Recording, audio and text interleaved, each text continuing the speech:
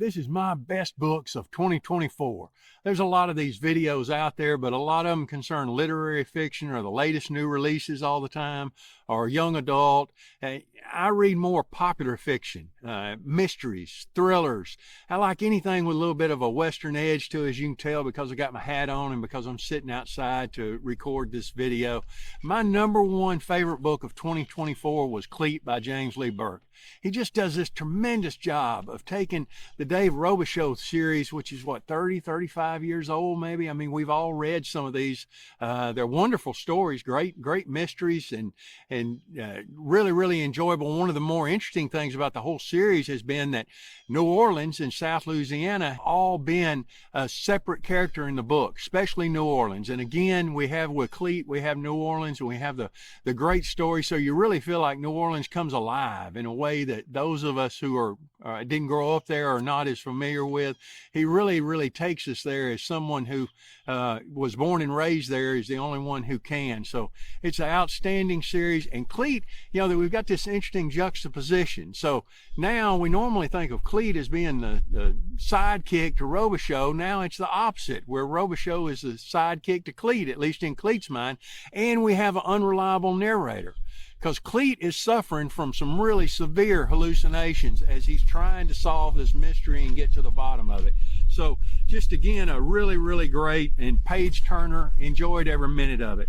The next one that I'd recommend is not the book that came out this year. It's a book that came out a number of years ago. In fact, the author passed away a number of years ago, but before he passed away, he was named the Western Writers of America, an organization I have a lot of respect for. They named him the greatest Western writer of all time. I don't know whether they did that posthumously, but I thought it was while he's still alive. But anyway, it's really an impressive honor, because Elmer Kelton in The Cowboy Way, which is a collection of short stories, and it's bookended by his Huey Calloway character, who's famous from some of his better novels. It's just none of his novels are bad, but like The Good Old Boys, the Time It Never Rained, I believe he was in that too. I know there's at least one more I can't think of right now, but Huey Calloway, the quintessential American cowboy. And so we get a little insight into his life, just a working everyday cowboy.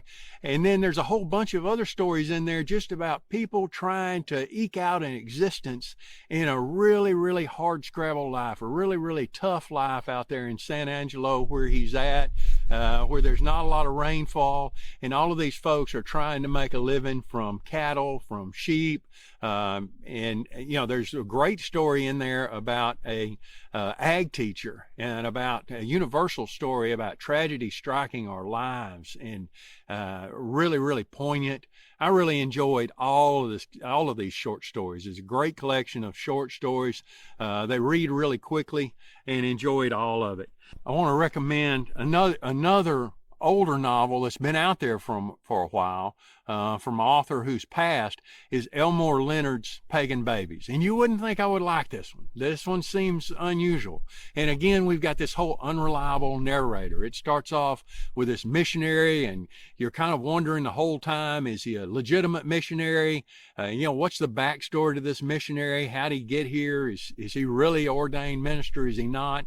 And we move from there to following back to the streets of Detroit. So we've got these terrible occurrences in the Civil War in Africa that demonstrate man's inhumanity to man. And then you've got the crime and man also trying to take advantage of other people in a non-third world country, in the United States, out in Detroit.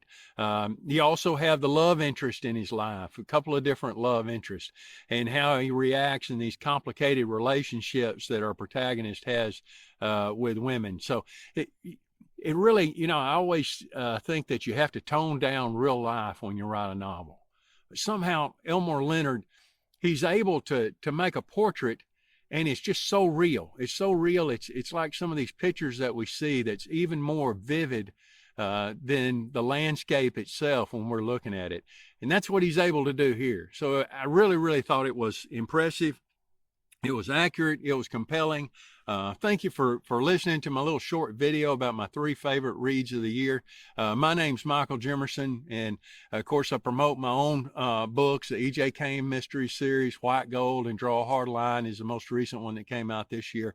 And I've got a website by my name and a newsletter as well, and I'll drop that in the comments. Hey, thanks for watching. I appreciate it.